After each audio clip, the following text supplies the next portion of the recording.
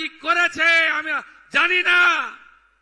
3রা December 2023 হটুগঞ্জে আমার সবাই আসা লোকগুলোকে কিভাবে মেরেছেন আমি ভুলে যাইনি। পৃথিবীটা গোল, চিরদিন কাহারও সমান নাহি যায়। কি আনন্দ চারিদিকে আমি দেখছি। মহিলারা আমি যখন পৈলাং থেকে শুরু করি অঝরে কাঁদছে। আমি বললাম কি হলো মা? বলছে এ দুঃখের জল নয় গো বাবা, এ তো আনন্দের অশ্রু।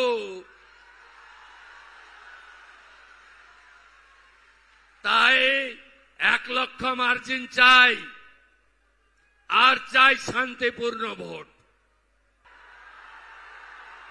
আর কোথায় গেলেন তথাকথিত পুষ্পা নাকি নাম?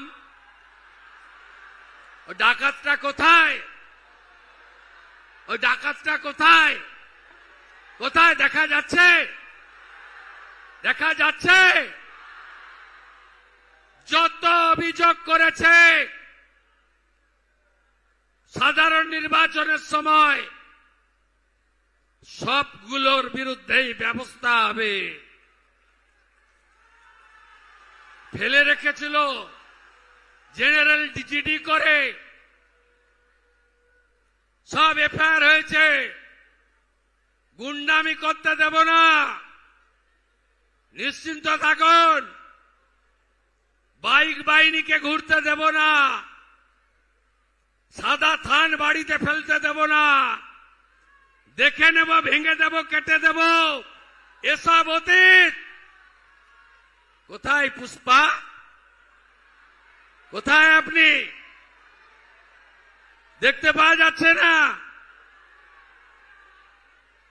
2021 পোস্ট পোল ভায়োলেন্স, জাতীয় মানবাধিকার কমিশন 19 জনকে নটোরিয়াস ক্রিমিনাল ঘোষণা করেছিল, যার মধ্যে এই ভাইপোর জাহাঙ্গীরও ছিল। আমার উপরে ছেড়ে দিন, আমার উপর ছেড়ে দিন। আমি ওর দায়িত্বটা নিয়ে গেলাম, আমার উপর ছেড়ে দিন, ছেড়ে দিন আমার উপরে।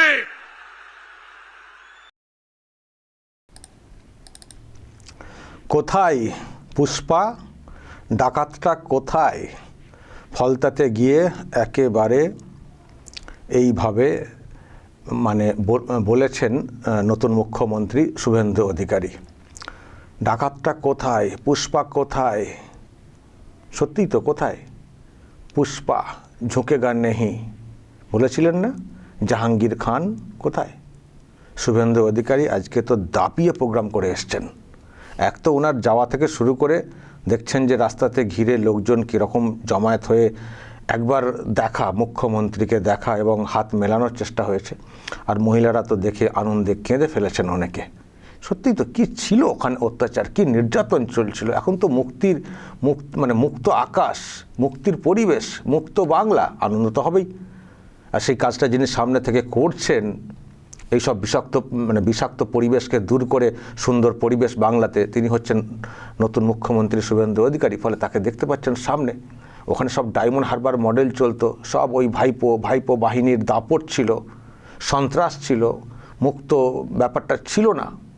শাসন, শোষণ, এইসব নির্যাতন এইসব চলতো।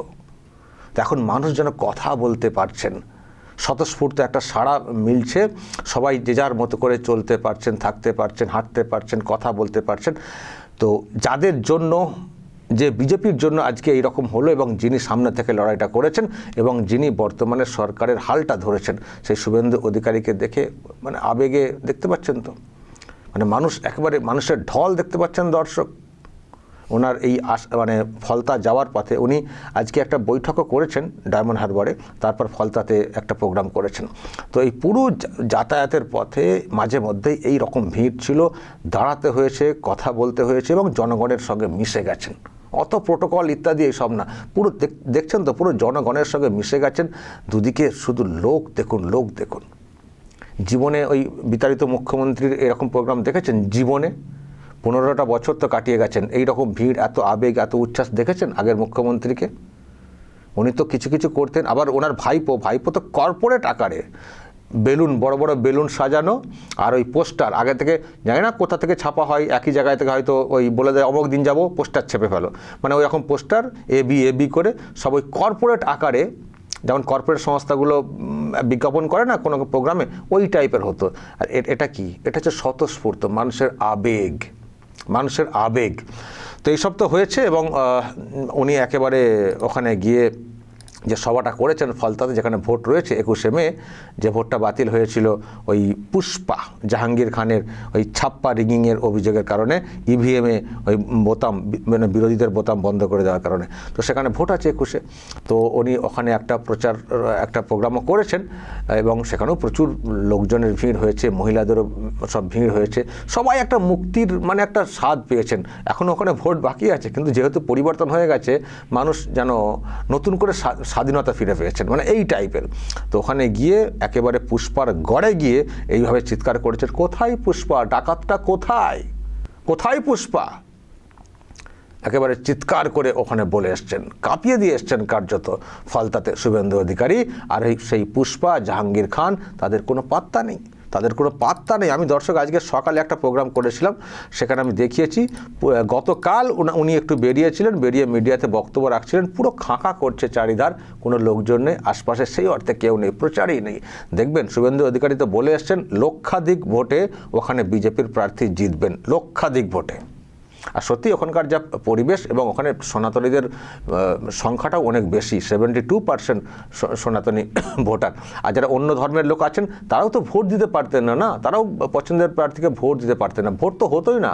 ওই তো ইভিএমকে ব্লক করে রাখা হতো, কোথাও বা ভয় দেখানো হতো যে ইভিএমে আমরা আতর রেখে এসেছি, আতর, আমরা বেরিয়ে এলেই কিন্তু হাতটা সঙ্গে দেখবো আতরের সেন্ট উঠছে কিনা, যদি না সেন্ট উঠে তারপরে অন্য জায়গায় ভোট দিয়েছো, কারণ আমরা টিএমসির বোতামেতে আতর লাগিয়ে এসেছি, ওখানটাতে তোমরা যদি টিএমসিতে ভোটটা দিয়েছো, হাতটা আমরা এইভাবে মানে দেখলেই বুঝতে পেরে যাবো, কারণ আতরের সেন্টটা উঠবে। এইরকম সব ব্যাপার।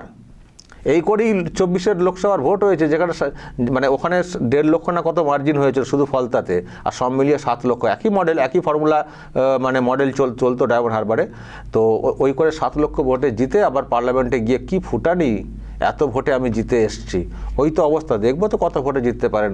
অভিষেক তো খুব হুমকি দিয়েছিলেন যে ফলতাতে আটকাতে কেউ পারবেন না, যে ভারতবর্ষে যে কোনো প্রান্ত থেকে যেই আসুন না কেন, কমিশনও পারবে না, ওখানে আমাদের জয় নিশ্চিত। তো দেখবো, অভিষেক তো এখনও যাননি, শুভেন্দু তো চলে এলেন ঘুরে ঘুরে, দেখবো। তো এই হচ্ছে পুষ্পা। জাহাঙ্গীর খান নিজেকে পুষ্পা বলে দাবি করেন, যে ঝুঁকেগা নেই, কিন্তু তার খোঁজই পাওয়া যাচ্ছে না। আর সেই এলাকায় শুভেন্দু অধিকারী গিয়ে দাপিয়ে কাঁপিয়ে চিৎকার করে এলেন এবং বললেন, ডাকাতটা কোথায়, পুষ্পা কোথায়? তবে তার দায়িত্বটা উনি কিন্তু নিজেই নিয়েছেন, বলেছেন ওকে তো নটোরিয়াস ক্রিমিনাল হিসেবে তো চিহ্নিত করা হয়েছিল 21-এর ভোটের, যে ভোট পরবর্তী হিংসা হয়েছিল। কলকাতা হাইকোর্ট যে হিউম্যান রাইট কমিশনকে সবকিছু খতিয়ে দেখার কথা বলেছিল, তো হিউম্যান রাইট কমিশন তো লাস্টে একটা তালিকা দিয়ে গেছিলো না, যে এই জেলার এই লোকগুলো হচ্ছে গুন্ডা, নটোরিয়াস ক্রিমিনাল। তো সেই তালিকাতে জাহাঙ্গীর খানের নাম ছিল। আর এই জাহাঙ্গীর খান তো অন্যদের নামে প্রচুর অভিযোগ করেছেন, নানান সব অভিযোগ করেছেন। আর ওর নামেও অভিযোগ আছে, মানুষের সব অভিযোগ তো ওর নামে তো করা যেত না, থানায় অভিযোগ নিতই না। তো শুভেন্দু অধিকারী বলছেন সব ব্যবস্থা হবে, ওনার দায়িত্ব আমার, ছেড়ে দিন, ভোটটা আপনারা ওখানে শান্তিপূর্ণভাবে করান। আরও অনেক কথা বলেছেন, সবটা আমি আপনাদেরকে শোনালাম না। যে ভোটের পরিবেশ কিন্তু ঠিকঠাক রাখতে হবে, সুন্দর করতে হবে, যে কালচার ওরা তৈরি করেছিল সেই কালচার না, ঠিকঠাক ভোটের পরিবেশ করুন, দেখবেন কত ভোটে বিজেপির প্রার্থী জেতেন বলে এসছেন। আর দর্শক আজকে আরেকটা বিষয় হয়েছে, শুভেন্দু অধিকারী ডায়মন্ড হারবার আজকে যাবেন, এটা আগে থেকেই ঘোষণা ছিল। তো ডায়মন্ড হারবারে টিএমসির যিনি এমএলএ পান্নালাল হালদার, তো উনি আজকে ওনার সঙ্গে দেখা করতে গিয়েছিলেন। দেখা করতে গিয়েছিলেন, সেটাকে নিয়েও আমি দেখছি চর্চা হচ্ছে। তো আমি ওনাকে ফোনে ধরেছিলাম যে আপনি যে ওখানে গেলেন, কেন গেলেন, কেই বা আপনাকে বলেছিলেন, আর আপনি যে গেলেন দলের মানে ইয়ে আছে তো, অনুমতি আছে তো? তো মানে যেহেতু অন্য দলের লোক শুভেন্দু অধিকারী মুখ্যমন্ত্রী বলে তো ওনারা তো মানেন না। যেমন মুখ্যমন্ত্রী যিনি ছিলেন মমতা ব্যানার্জি, তিনি যেমন সবার মুখ্যমন্ত্রী হতে পারেননি, তেমনি বিজেপির মুখ্যমন্ত্রী যেহেতু হয়েছেন, ওনাকে তো তৃণমূল লোকেরা মানছেন না, কারণ ওনাদের মমতা ব্যানার্জি তো নিজে তো পদত্যাগ করেননি, তো তিনি তো এখনও নিজেকে মুখ্যমন্ত্রী হয়তো ভাবছেন। কিন্তু এই অবস্থায় আপনি গেলেন এরকম একটা মানে সাক্ষাৎ করতে, তো ব্যাপারটা কি? তো আমি দর্শক ওনাকে ফোনে ধরেছিলাম, তো কি কথা হয়েছে একটু শুনুন, তারপর ব্যাখ্যাতে আসছি। আমার সঙ্গে এই মুহূর্তে রয়েছেন ডায়মন্ড হারবারের এমএলএ পান্নালাল হালদার। পান্নালাল বাবু, আজকে আপনি মুখ্যমন্ত্রীর সঙ্গে সাক্ষাৎ করতে গিয়েছিলেন এমনটাই খবর পাচ্ছি, আপনি গিয়েছিলেন? তিনি আমন্ত্রণ করেছেন, আমি গিয়েছি। আচ্ছা, আপনাকে আমন্ত্রণ করা হয়েছিল? হ্যাঁ হ্যাঁ, কি বলা হয়েছিল যে আপনি আসবেন?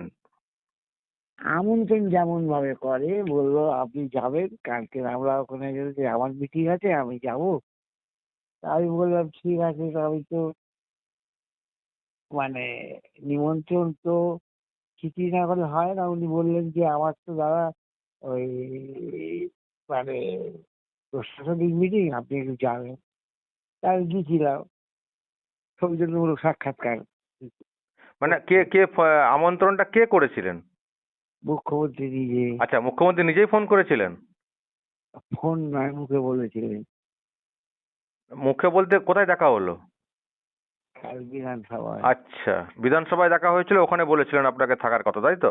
হ্যাঁ, তো আপনি সেই মতো আজকে গিয়েছিলেন?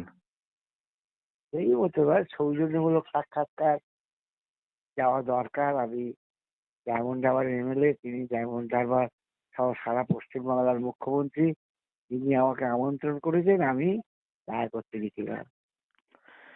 কিন্তু আপনি বলছেন পশ্চিমবাংলার মুখ্যমন্ত্রী, সব ঠিক আছে, কিন্তু আপনার দলের যারা, তারা তো একটু ডিস্টেন্স দল মেনটেন।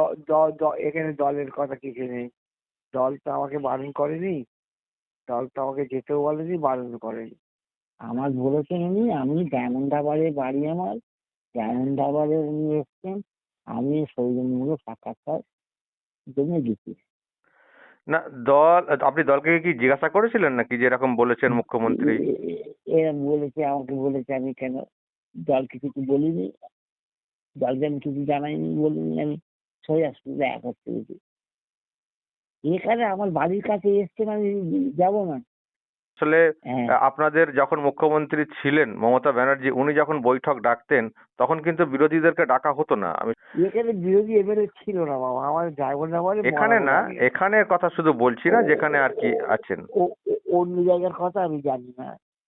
আমি অত বড় রাজনীতি না, বড় জায়গা নিয়ে ডিসকাশন করি না। ডায়মন্ড হারবারে তিনি এসেছিলেন, আমাকে গাড়ি করে আমাকে তুলে নিয়ে গেছিলেন, বলেছিলেন তুমি চলে এসো, আমি গেছিলাম। আমাদের শুভেন্দু বাবু এসেছিলেন, মুখ্যমন্ত্রী, তিনি পার্সোনালি বলেছিলেন, আমি দিয়েছি। এর মধ্যে আর অন্য কোনো মানে খোঁজার মানে নেই বাবা।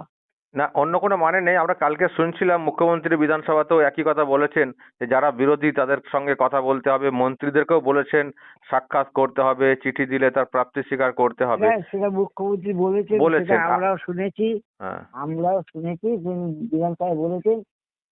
তার বেশি বিশ্লেষণ আমি কিছু করতে পারবো না, না। ওকে, আমি আপনাকে বেশি বিতর্কে ফেলতে চাই না। আমি শুধু একটা কথা বলতে চাই যে নতুন মুখ্যমন্ত্রী যেভাবে সকলকে নিয়ে চলার কথা বলছেন, এই যে বিরোধী এমএলএ হলেও ডিরেক্টলি কথা বলা, আপনি থাকবেন, এই যে মুখ্যমন্ত্রীর এই ভূমিকাটাকে আপনি কি বলবেন? মুখ্যমন্ত্রীর ভূমিকাকে আমি যথার্থ বলবো, যথার্থ ভূমিকা, এবং আমিও তার প্রতি সেই সম্মান দেখিয়েছি। ওকে, ওকে, অসংখ্য ধন্যবাদ ফোন লাইনে থাকার জন্য। টিএমসি এমএলএ উনিও প্রশংসা করছেন নতুন মুখ্যমন্ত্রীর যথার্থ ভূমিকা। উনি সাক্ষাৎ করতে গেছেন, আমি জানি না দলের তরফ থেকে কি হবে ওনার উপরে। হয়তো ভিতরে ভিতরে আরও অনেকেই যোগাযোগ রাখছেন আমার ধারণা, কিন্তু এটা ঠিক মুখ্যমন্ত্রী হিসেবে সকলকে নিয়ে চলা, সব এমএলএ যে দলেরই হন না কেন, কালকেই বলেছে বিধানসভাতে, তো উনি কিন্তু নিজেও সেটা করছেন। যেহেতু ডায়মন্ড হারবার মানে গিয়েছিলেন, তো সেখানের যিনি ওখানে একটা বৈঠক হয়েছে, মানে প্রশাসনিক বৈঠক হয়েছে, তো ওখানকার এমএলএকে পর্যন্ত উনি বলেছিলেন বিধানসভাতে যে আমি যাচ্ছি, আপনি থাকবেন, উনি বলেছিলেন। এবং এমএলএও কিন্তু দেখাটা করেছেন, এটাও কিন্তু সাহসের ব্যাপার আছে এমএলএর, কারণ ওনাদের যা দল, এই দল এগুলোকে অ্যালাউ করবে বলে আমার মনে হয় না, কিন্তু তার সত্ত্বেও উনি কিন্তু গেছেন যে মুখ্যমন্ত্রী এসেছেন আমার বাড়ির সামনে, আমি যাবো না। এটাই তো হওয়া উচিত, এটাই তো হওয়া উচিত। নতুন মুখ্যমন্ত্রী যেমন সকলকে নিয়ে চলার চেষ্টা করছেন, টিএমসিরও যারা আছেন তারাও যদি এই রকম মানে করেন, তাহলে রাজ্যের মঙ্গল হবে তো, রাজ্যের মঙ্গল হবে তো। তবে অনেকে আবার অন্য কারণে যোগাযোগ করতে পারেন নিজেদেরকে বাঁচানোর জন্যে, সেদিকটা একটু দেখতে হবে শুভেন্দু অধিকারীকে। সবাই চাইলেই বেশি কাছাকাছি মানে সবাই চাইলেই বেশি কাছাকাছি আসতে দেওয়া যাবে না। না, উন্নয়নের কাজে আসুন, নো প্রবলেম, আসতেই তারা পারেন, কিন্তু নিজের ধান্দায় যেন আবার না ভেড়ার চেষ্টা করেন, সেটাও কিন্তু নজর রাখতে হবে। কাজের কাজটা করে নিতে হবে, বেশি ঘেঁচতে দেওয়া চলবে না, এটাও হয়তো আপনাদের অনেকেরই মতামত থাকবে। দর্শক বলবেন, বয়স্ক মানুষ পান্নালাল হালদার, উনি আজকে সাক্ষাৎ করেছেন এবং উনি প্রশংসা করেছেন নতুন মুখ্যমন্ত্রীর, আর মুখ্যমন্ত্রী তথা বিজেপি নেতা ফলতাতে গিয়ে কাঁপিয়ে দিয়ে এসছেন, বলে এসছেন পুষ্পা কোথায়, তার দায়িত্বটা আমাকে ছেড়ে দিন। দর্শক বলবেন যা বলার এবং নজর রাখবেন আরামবাগ টিভিতে।